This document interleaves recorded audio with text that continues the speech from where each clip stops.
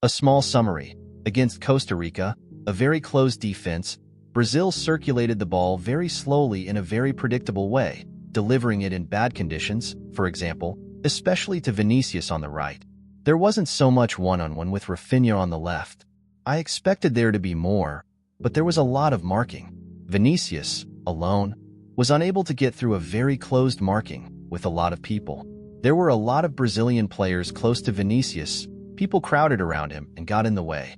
Against Paraguay, who scored badly, who gave space, how Paraguay's marking was poorly done, how good it was for Brazil to exploit because it was a medium-high marking, but without pressing.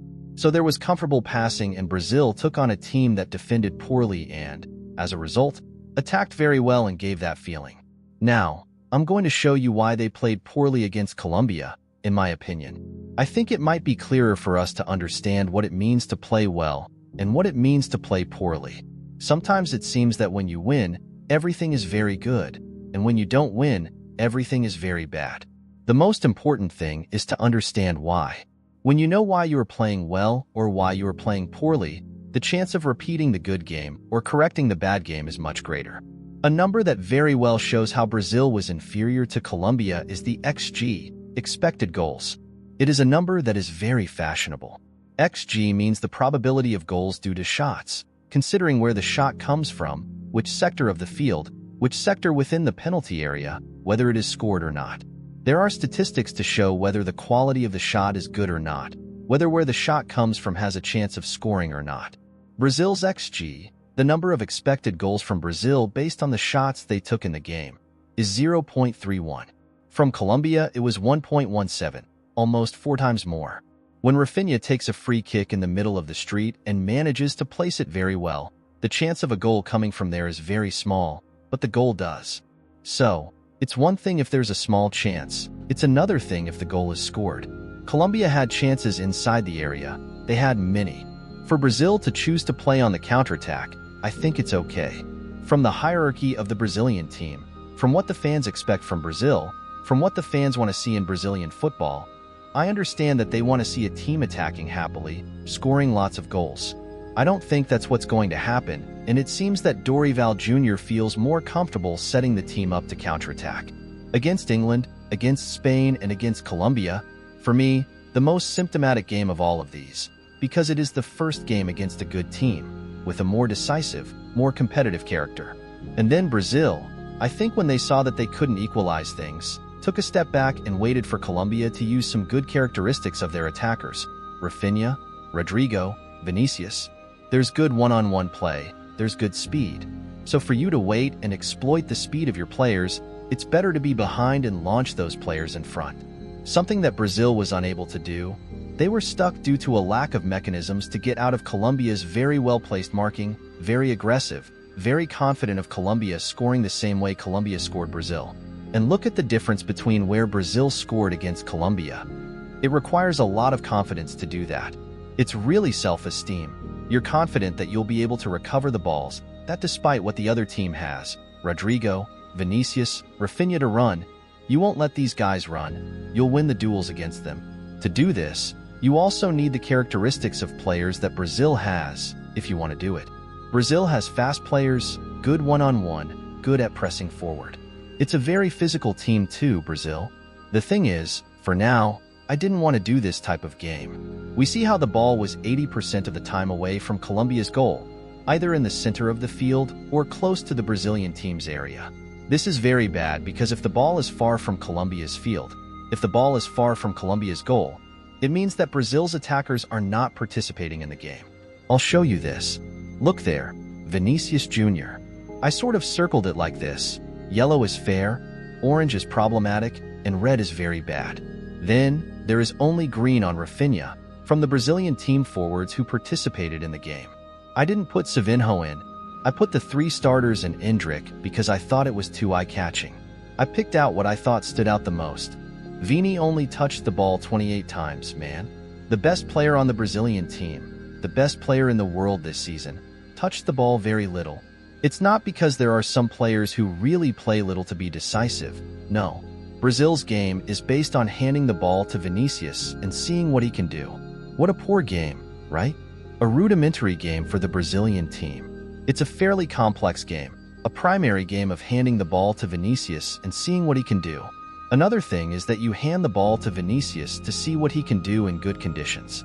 Then you start to have a little more teamwork, a little more complexity in the game.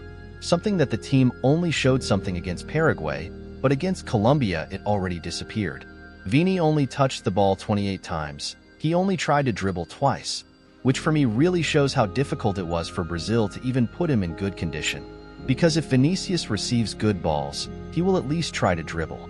Because if the rest of the team is marked, if there's not much to do, he tries to solve it alone. We've seen this countless times in the last few seasons with Vinicius solving it alone. He only finished once in the second half. He took a shot that went wide. The best player in the Brazilian team, a great dribbler, tried 2 dribbles, barely touching the ball. As for the passes, I know there were 10 passes out of 13. So, he practically didn't even try to pass. He practically didn't participate in the game, Vinicius. And Rodrigo too. This shows the difference in the game against Paraguay, for example. I'm not going to take Trinidad and Tobago's because Brazil actually played against a much weaker team. So I'm not even going to use it as a parameter. I don't think you should even use these parameter games. But against Paraguay, the difference was how the ball constantly reached Rodrigo and Vinicius, sometimes with the defense open for them to be able to dribble, for them to be able to progress on the field. That didn't happen against Colombia. Rodrigo, 41 touches of the ball, not much, and only attempted one dribble. More interesting, huh? The best dribblers in Brazil practically didn't try to dribble. I thought there was a mess in Colombia's defense, in the individual marking that Colombia was doing. He took the ball and went inside, something I think Rodrigo and Vinicius did, especially Rodrigo, because Vinicius tried one thing or another, but he really didn't have much of the ball. Endrick caught the ball and said, "I'm going to dribble, I'm going to run." He captured the desperation of a 17-year-old kid trying something. Because the thing is that Colombia was so good defensively, so well individually that you need someone to challenge what was happening. Rodrigo and Vinicius did little of this, and Endrick, once again entering the second half, is the second time that Endrick has entered and shown, "I want to play more." I think he's asking for a place in Dorival Jr.'s team, maybe not as a starter, but playing more time, trying more things.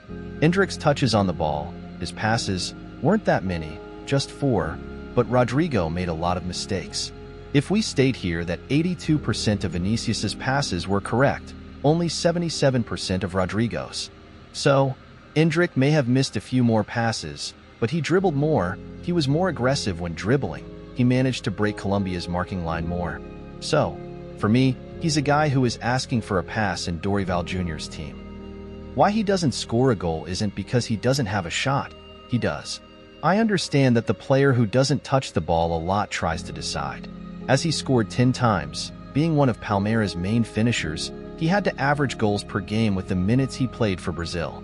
It's not that, but for me he's the guy who's trying to do what Brazil needs. And I will show here to finish the difference between where Colombia scored and where Brazil scored. This is very clear. Colombia left the ball with Brazil closer to Brazil's area than Brazil left the ball with Colombia. Look at the difference. On the left of the image, Colombia put pressure on Brazil the entire time, marking as they tried to stay on top. The ball spent 19% of the time in Colombia's attacking third, above Brazil's area, and 48% of the time in the middle of the field. There was some pressure, but it was a slightly more balanced team than Brazil, which only marked Brazil 11% of the time near Colombia's area. Colombia played in Brazil's field. They made Brazil play badly. When you manage to put pressure on a team and leave them in their field for a long time, it means you are recovering balls, it means you are attacking more, it means you are causing difficulties for that team to get the ball out. Brazil, on the contrary, he waited too long, too afraid to put pressure on Colombia, and was pressured all the time. The ball was close to Brazil's area 19% of the time. The ball was close to Brazil's area 32% of the time. That is, almost half of the time the ball was with Brazil and only 11% close to Colombia's area. This was a clear dominance of Colombia, a clear inferiority of Brazil against Colombia. This shows why Brazil played poorly. And for me, that's what needs to be corrected. It's one thing if you can't create, you don't have mechanisms, or you need more training, more games, or you need players who help you more to build the plays. Another thing is when you are afraid, when you play too far back. For me, Brazil has the squad to not do that. So, I think it's the coach's choice. You may not have a team that scores at the top because you don't have confidence in them to do so, but for me, Brazil does. Rodrigo, Vinicius, Rafinha, they are three super physical guys. Man, super fast, super strong, good one-on-one. Bruno Guimaraes is a player who knows how to come out and press. He has great ball release. So, for me, Brazil should have the courage to play more forward. They should have the courage to put more pressure on the teams like Colombia did. For me, this is the big difference between a Brazil that played very badly against Colombia, played very well against Paraguay, played very badly against Costa Rica, beat Paraguay, and lost against Colombia. So, you see, winning or losing cannot be the barometer of whether you are playing well or badly. I think the thermometer has to be what is being created, what you are producing, because that shows whether you are playing well or badly. For me, that's the difference between playing well or badly, and for me that's what the Brazilian team has to correct for the next games. Whoever it is, be it in the qualifiers, the Copa America, the World Cup, or whatever. I hope this version is clearer and more correct. If you need any further changes or help, I'm at your disposal.